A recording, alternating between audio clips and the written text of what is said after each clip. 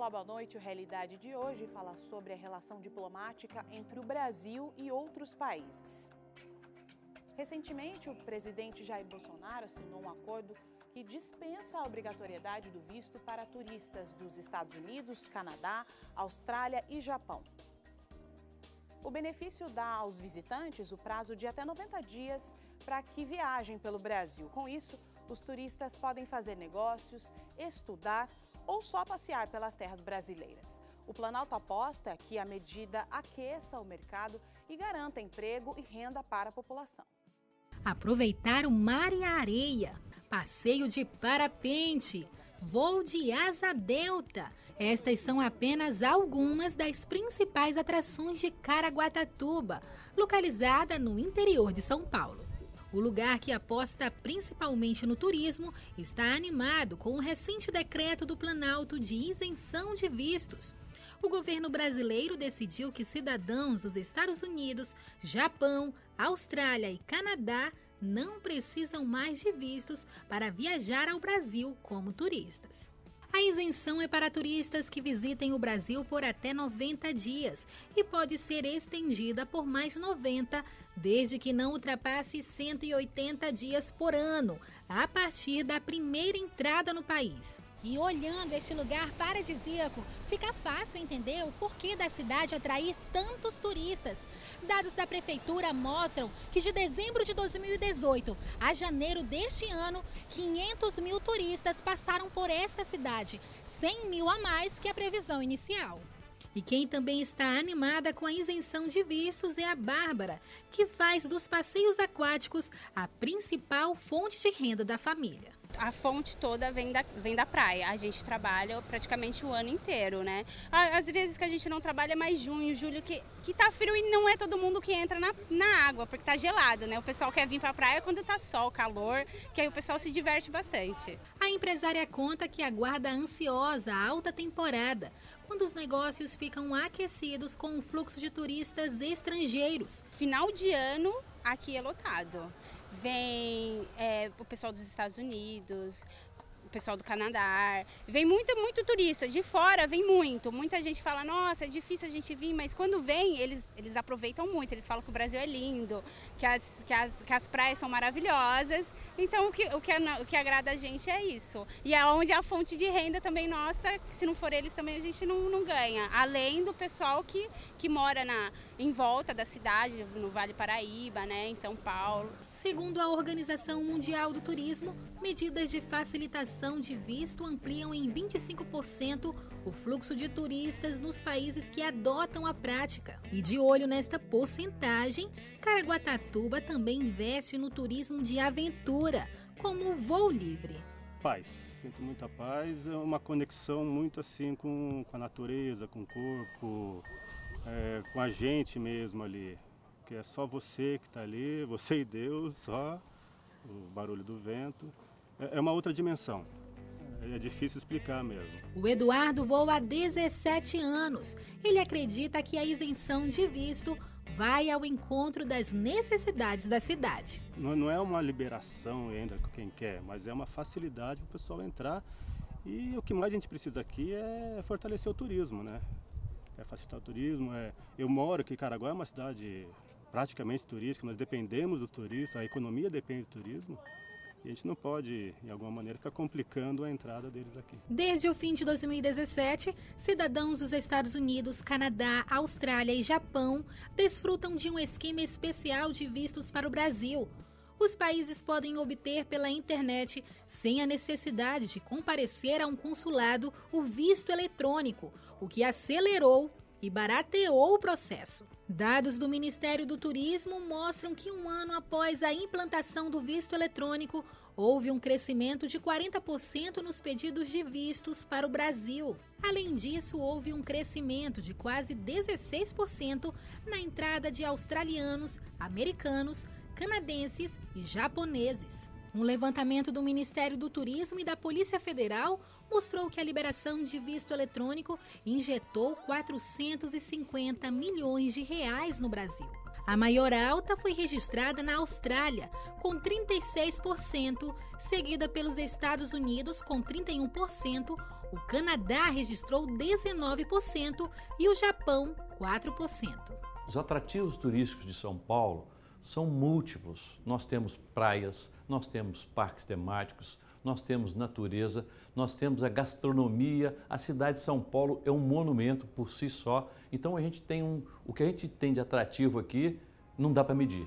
Os atrativos são muitos. Acontece que o desafio é fazer com que os visitantes façam mais que uma simples conexão e permaneçam para usufruir dos benefícios oferecidos pelo Estado. Recebemos em torno de 2.700.000 de estrangeiros, que muitos passam direto por aqui. Nós precisamos reter esses turistas e aumentar a chegada. Aqui é o maior portal de entrada de turistas estrangeiros.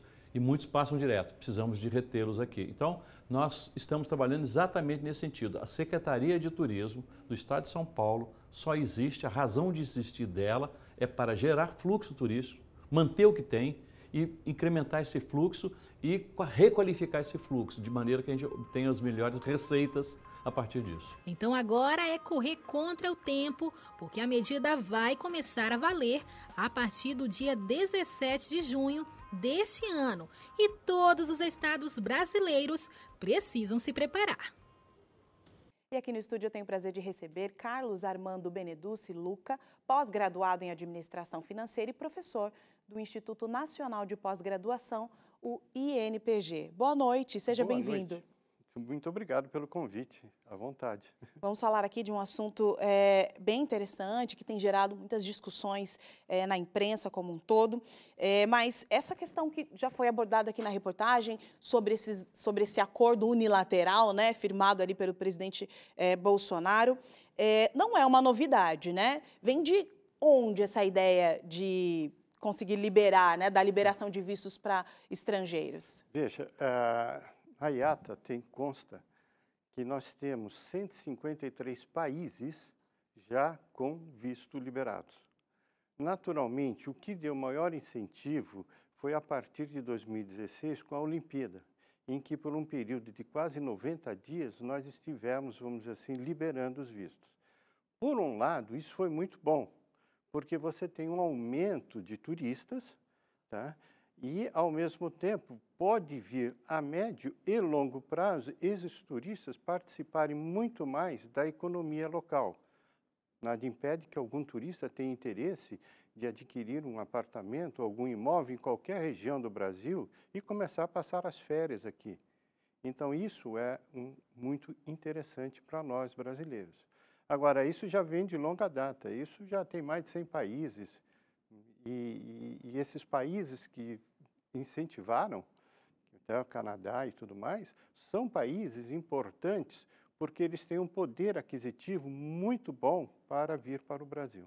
Agora, muito se fala de turismo, né? Exatamente, o senhor até deu um exemplo aqui para a gente sobre um estrangeiro que venha e queira voltar outras vezes para passar as férias aqui. Mas existem outros benefícios econômicos também a longo prazo, não é para isso? Sim, existe. Existe isso é que é o mais importante. O que nós precisamos fazer é mudar a nossa imagem, ou seja, fazer a lição de casa. Então, eu quero dar dois exemplos. O primeiro, por exemplo, aí vem o turista, tá, sem preocupação com o visto. No que ele chega no Brasil, tá, em portos e aeroportos, você tem a Polícia Federal.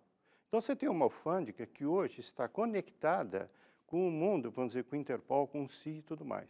Então, esse é um fato importante. Você estruturar uma instituição como a Polícia Federal para dar suporte, garantia e segurança para todos nós na vinda de um estrangeiro. Tá? E um segundo ponto disso é que, ao você estar aqui no Brasil, tá, esse pessoal pode estar totalmente, vamos dizer assim, adaptado, porque o brasileiro ele é muito sociável. Ele não tem um bom humor, é uma pessoa criativa. É essa imagem que nós temos que transmitir. Tá? Isso é muito importante para nós, a mudança da nossa imagem. tem duas empresas, inclusive, que nós estávamos conversando aqui em off, né, antes de iniciar essa entrevista, que fizeram isso muito bem, né? Fala um pouco para a gente desse case de sucesso. Tá, eles desenvolveram o conceito de brasilidade. Quando você fala em conceito de brasilidade, você está falando, vamos dizer, um conceito, vamos dizer, o que é o país? A natureza do país. Então, você está falando da natureza, o sol, a ecologia, todo o meio ambiente.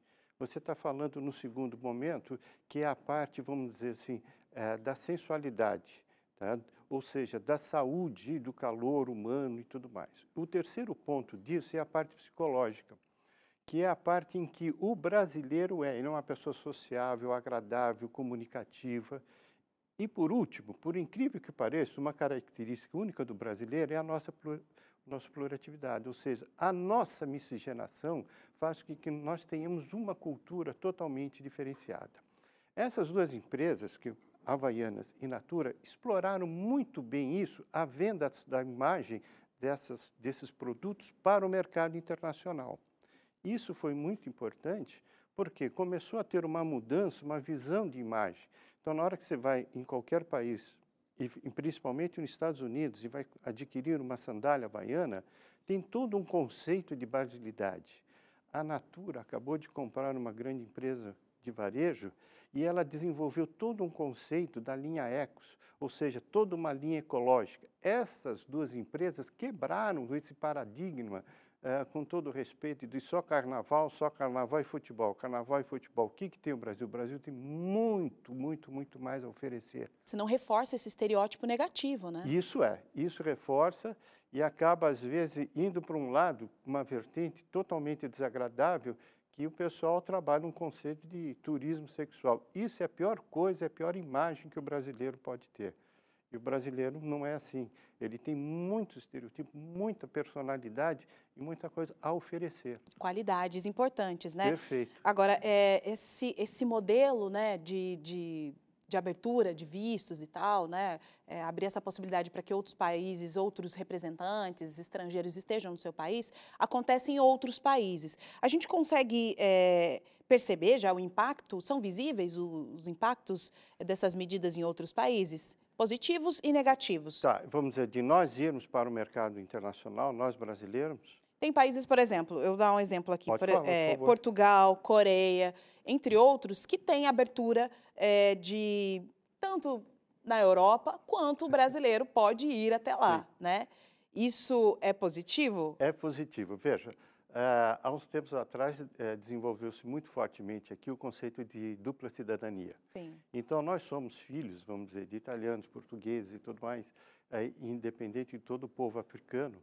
Então, essa dupla cidadania permitiu com que você possa ir para o mercado não, para outros países, desde trabalhar e desenvolver. Economicamente, é bom porque o brasileiro que sai e vai para o mercado internacional adquire uma experiência internacional muito importante para futuramente até vir para o Brasil. E, ao mesmo tempo, com essa dupla cidadania, permite com que outros países possam vir ao Brasil e fazer essa troca de informação. O principal é a troca de conhecimento que você pode obter com um país e outro, a cultura de um país, a tecnologia de um país e tudo mais. Tá? Eu acho isso muito importante, porque na dupla cidadania permite com que você vá aos demais países com muito mais facilidade e acesso.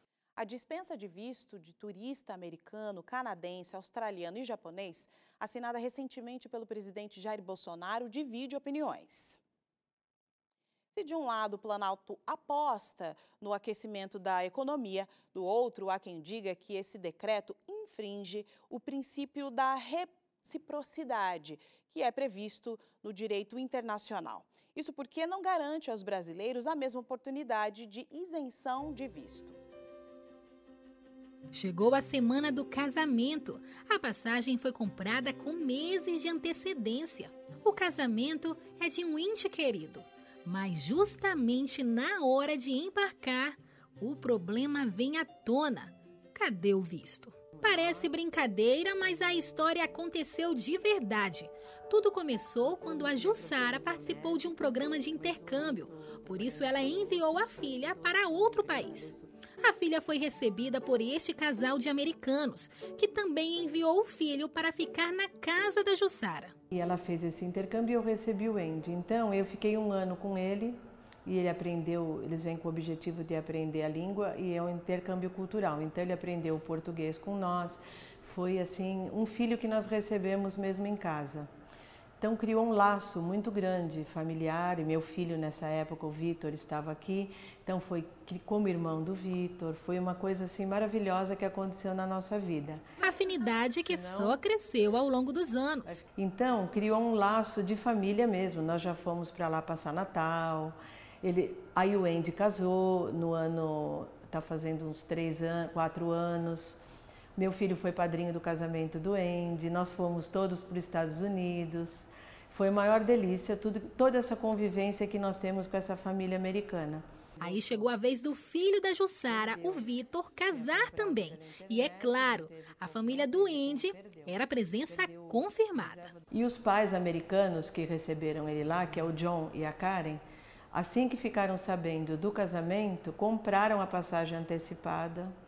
Já ficaram todos programados, porque ele casou em João Pessoa, que a minha nora, a família toda é de lá. Acontece que na hora de embarcar... Só que na hora que eles foram para o aeroporto para embarcar, no sábado, o casamento era na próxima quinta, eles que entregaram o passaporte para no check-in, mas onde está o seu visto brasileiro? Então não teve uma agência pelo meio avisando quando você compra, precisa de visto, e passou. Uma coisa assim tão importante que foi comprado 1 ano antes passou despercebido. O casamento passou, mas a amizade entre as famílias continua. Para Jussara, a história poderia ter sido diferente se o visto fosse liberado. Então, teria sido tudo diferente. Se tivesse a liberação, pelo menos nesse caso, eu sei que teria resolvido tudo, porque eles teriam chegado, né? A isenção de vistos a estrangeiros é uma antiga demanda da indústria do turismo brasileira, mas nunca havia saído do papel, principalmente por causa da oposição do Itamaraty, que argumentava que a medida violaria o princípio da reciprocidade na política externa. Isto porque os brasileiros não têm o mesmo benefício que oferta a outros países. Nós não temos essa liberdade de poder entrar e sair nos outros países, né? Então a gente fica assim também, porque o Brasil libera e eles não liberam para nós, mas faz parte e eu acho que com o tempo, nossa economia dando uma ativada, melhorando, quem sabe conseguem enxergar o Brasil de uma outra maneira também, né? Porque por enquanto está meio problemático aqui. Minha opinião sobre a questão da isenção dos vistos é totalmente positiva e favorável. É óbvio, isso devia ter sido feito há muito tempo. Isso incrementa o turismo em torno de 25%, conforme estudos do WTTC.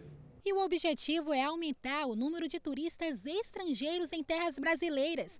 Hoje o país recebe cerca de 6 milhões e 600 mil visitantes. A meta é chegar a 12 milhões até 2022. As expectativas de crescimento do turismo no Brasil passam de 30% com esse tipo de abertura. Quanto mais abertura tiver, maior a perspectiva de crescimento do turismo, da chegada de turistas internacionais. Hoje, chegam em torno de 6 milhões e 600 mil turistas, quando a gente já deveria estar recebendo hoje mais de 12 milhões. A nossa previsão é chegar em 12 milhões daqui a 2, 3 anos, o que é muito pouco ainda. O México recebe 30 milhões de turistas, por exemplo. Em 2018, o Brasil recebeu mais de 6 milhões 621 mil e 376 estrangeiros. O número é considerado um novo recorde, quando comparado a 2017, que registrou 6.588.770 visitantes. Do total de estrangeiros que vieram no ano passado, 715.635 vieram dos 4 países beneficiados pelo visto eletrônico. O Canadá foi o país que mais enviou turistas ao Brasil. Foram 71.160 canadenses em terras brasileiras. E a gente volta aqui para a conversa com Carlos Armando Beneduce Luca, que é professor do INPG. Nós falávamos dos benefícios de ter estrangeiros aqui no nosso país, né? Mas nem tudo são flores. Existem alguns pontos a se melhorar e se ajustar para que isso dê certo. Sim, é o que eu volto a dizer. Nós temos que fazer a nossa lição de casa. E essa lição de casa é dar toda uma estrutura, uma infraestrutura dentro de um conceito turístico. Não seria somente, vamos dizer, a ponta é o Polícia Federal, na hora que você está entrando, passando por uma alfândega. Mas atrás disso, o que nós temos que nos preparar? Toda uma infraestrutura turística que dê suporte. Desde atendimento, pessoal profissional, competente e informando, dando todo o suporte a esse turista, e, ao mesmo tempo, uma estrutura, vamos dizer, de saúde, principalmente, se ele sentir alguma coisa, ele precisa em que hospital, e esse hospital tem atendimento. Então, vamos dizer, essa estrutura é que é importante para nós fazermos. Eu dou um exemplo muito forte, eu respeito muito, vamos dizer assim, um dos países que foi liberado é o Japão, tá? E o que mais admira no japonês é a sua disciplina e sua dignidade. Por quê? Porque quando você chega na casa dele, você tem que tirar o sapato, tal. Então você tem uma certa disciplina. Eu acho isso que está faltando para nós, no bom sentido, tá? A ideia é que quando chega no Brasil pode fazer qualquer coisa, né? Isso é uma imagem que não é saudável. Então tem que ter os seus procedimentos, né? Nós temos que desmistificar essa imagem de um país, vamos dizer, que só tem suporte de insegurança, de impunidade e até de lava-jato, que todo mundo está conhecendo. Escândalos políticos, né, que também são negativos. Isso não é saudável, isso realmente não é saudável. Porém, eu gostaria de alertar sobre um fato. E a reciprocidade disso? Né? Então, poxa, nós temos a reciprocidade, nós não vamos ter vistos nos Estados Unidos. Você tem ideia de quantos milhões de pessoas estão nos Estados Unidos, brasileiros que estão lá? Existe mais de 1.400.000 brasileiros nos Estados Unidos. Isso com visto. Imagine se não tivesse visto. Sem o visto, como seria? Como aumentaria. E é interessante que temos um segundo país que mais brasileiros mudaram da mesma maneira que mudaram para os Estados Unidos, mudaram para um outro país aqui na América do Sul, aqui do nosso lado, o Paraguai. No Paraguai foram mais de 330 mil brasileiros moraram no Paraguai. Isso é bom? Por um lado, em termos de intercâmbio, Carolina, é bom. Agora, em termos de saída, fuga, êxito, não. Então, é importante que esse pessoal, ao sair, não tivesse saído por uma questão econômica, mas tivesse saído por uma questão de estudo, de desenvolvimento, de crescimento, de, vamos dizer assim, de parceria com esses países, de tecnologia, ciência e tudo mais, né? Então, existe a reciprocidade? Existe. Não existe, melhor dizendo. Existe a possibilidade? Existe a possibilidade. Mas o mais importante é nós irmos para o exterior e voltarmos para trazermos capital, conhecimento, cultura, ciência, tecnologia. E não irmos morar por definitivo. Eu acho que essa imagem, né, deixada pelo brasileiro que vai a turismo e que permanece, por exemplo, nos Estados Unidos, né, Paraguai, como você citou, né, enfim, essa imagem de que ao sair daqui pode ser que a gente não volte, né, o que é negativo também para os outros países, né? Sim. Sim, porque por mais que você possa vir adquirir, depois de um determinado número de anos, a cidadania americana, tá? Mas você deixou raízes aqui no Brasil. Tá? E se você tem, vamos dizer assim, se o país lhe dá a estrutura para que você volte e permaneça, isso é muito saudável. Isso é realmente muito saudável. Eu vou só abordar um assunto, que isso vai ficar para uma próxima entrevista. Por exemplo, a parceria sobre a base de Alcântara. É uma polêmica grande, mas imagino que de conhecimento nós podemos trazer. Nós falamos, inclusive, sobre isso num programa aqui do Realidade. Ótimo. É muito importante, né? Porque ciência, tecnologia, negócios, enfim, tudo isso Inovação, são áreas que a gente precisa crescer. Essa juventude que está vindo, isso que precisa ter esse suporte. Então, quando eu falo infraestrutura, lição de casa, é dar suporte a esse pessoal para que possam permanecer, se sair para estudar e voltar, e nós termos conhecimento de dar suporte, vamos dizer assim, a uma tecnologia de uma base de Alcântara, de qualquer outro produto. Excelente. Professor, muito obrigada por estar aqui conosco, por compartilhar aqui o seu conhecimento. Eu que agradeço e fico à disposição. Obrigado por isso. O Realidade fica por aqui. Você pode rever esse e outros programas no nosso site. Anota aí, novotempo.com/jornalismo. Boa noite para você. Até o próximo programa.